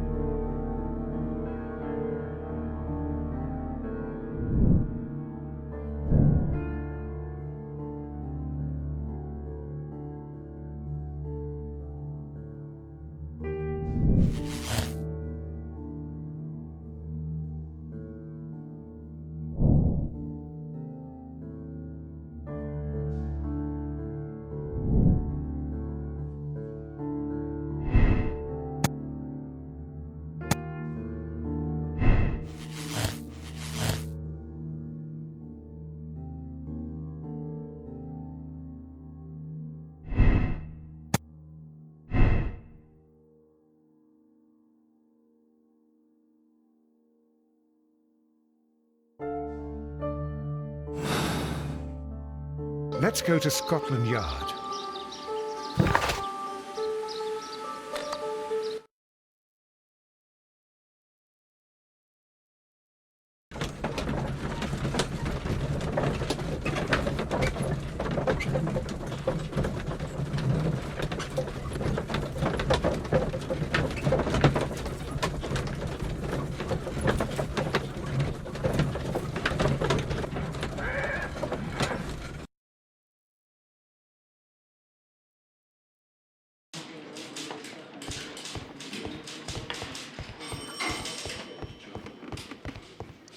Locked.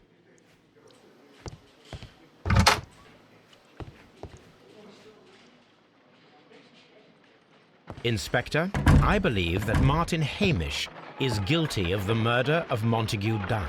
Aha! I knew it. I'll send the lads around to arrest him. Very good. I shall wait to hear from you.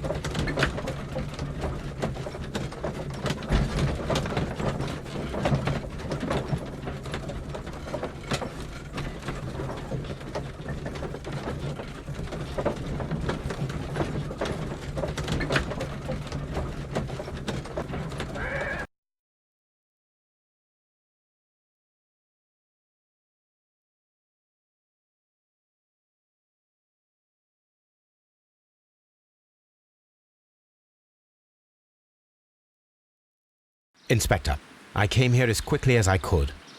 Martin Hamish is in the large glass house. There's no need to hurry.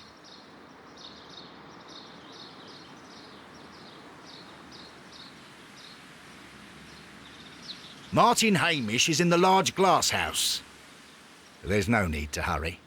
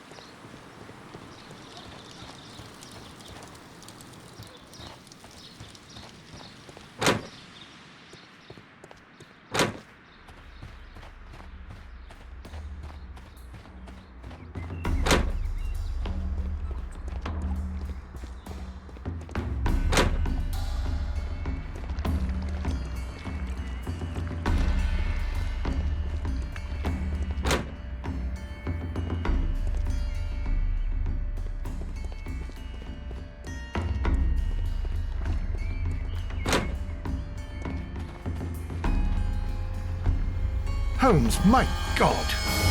Yes, we found him like that. Our messing around with the ventilation system didn't go unnoticed. Mr. Hamish realized that we knew. Inspector, could you arrange the body, please? I should like to examine it.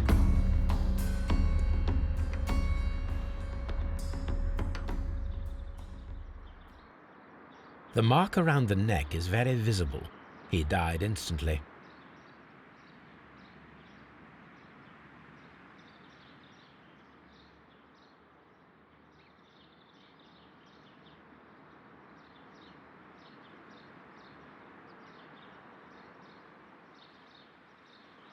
Holmes, his left shoe is unique. This anomaly is often a characteristic of... A club foot. Bravo, Watson. That is the key element of this case.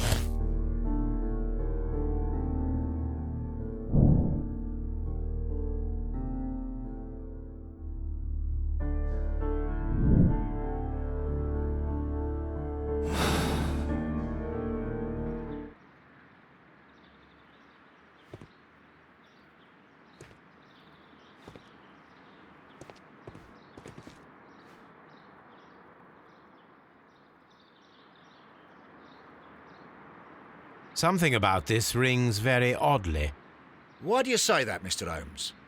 Why?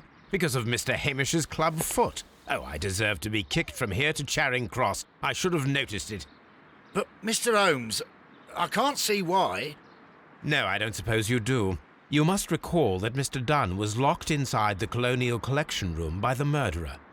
If it was Mr. Hamish, he would have had to run up to his workplace to trigger the fan situated above it, taking into consideration the condition of his foot. Well, it is still possible. Perhaps, but it is rather strange that such a person as Mr. Hamish decided to base his plan on the speed of his gait. You mean to say that somebody helped him? So the suicide is questionable? Correct. Mr. Hamish accuses only himself in his letter, and so the investigation stops. Possibly an accomplice, then? That idea had not occurred to me, Mr. Holmes. I have another idea, Inspector. Thanks to the testimony that we have collected, we are able to rebuild the events as they took place that day. with a timeline, such as we did in the Jack the Ripper case. Precisely. The map at the entrance of Kew Gardens should help us with our timeline. Let us analyze the facts and statements so that we may recreate the events of that morning.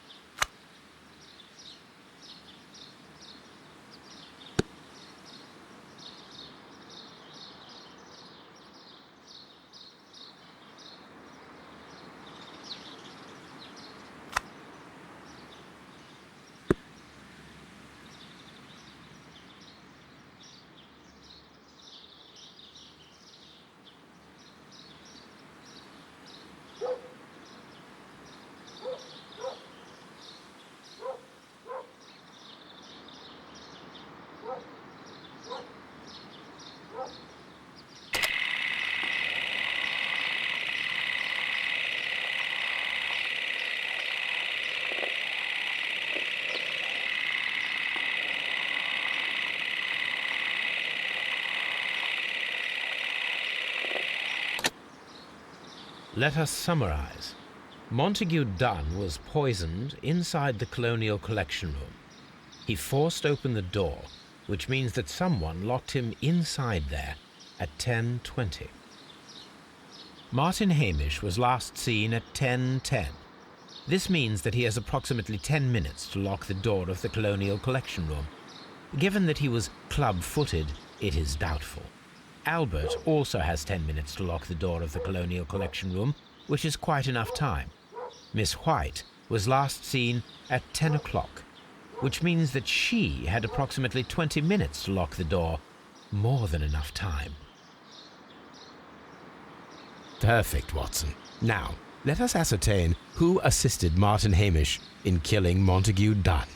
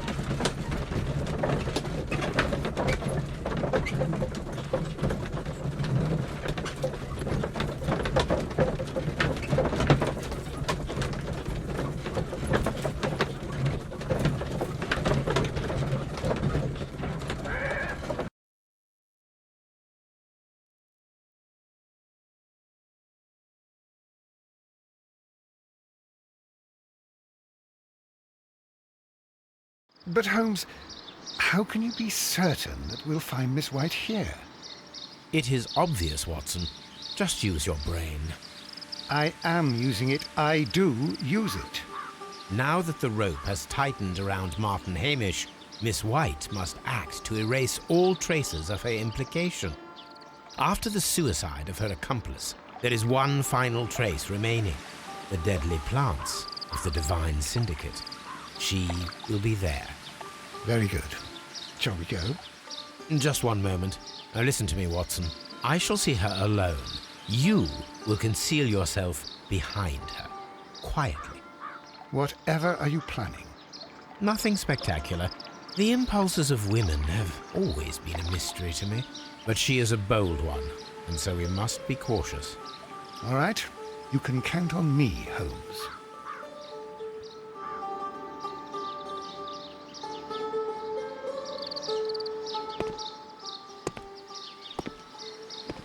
Mr. Holmes, good day to you. You do not seem surprised, Miss White. Well, I was expecting you. Not for too long, I believe. So please tell me, as it is still unclear, who planned the murder? Was it you? You were wrong, Mr. Holmes. It was Martin Hamish, then. You managed to convince him to take on a more prominent role. You could not be further from the truth. You think that you can fool me? You don't care what I think. It is difficult to care about someone who is capable of pushing a man to his suicide. It is over, Miss White. The police will be here any minute. Over, perhaps. One moment you were here, and the next, you were on the other side. The other side? No! Stop!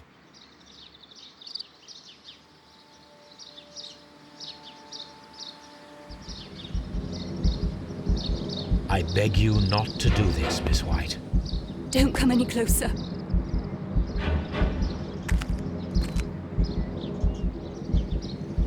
Please remain calm. We can help you. Not one step further. Don't try to stop me.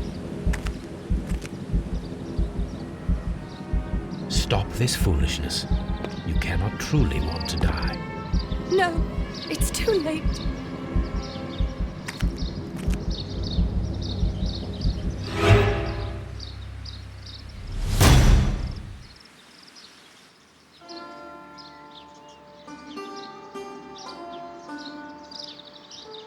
This is tragic, Holmes.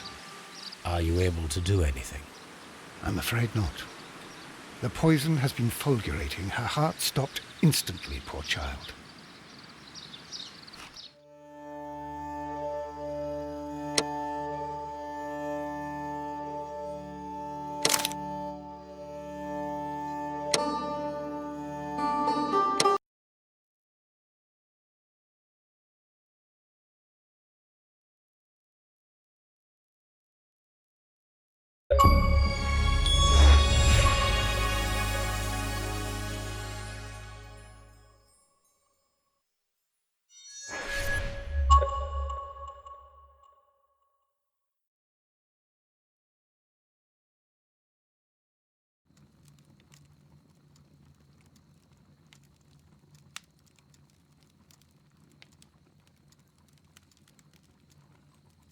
Where are you going?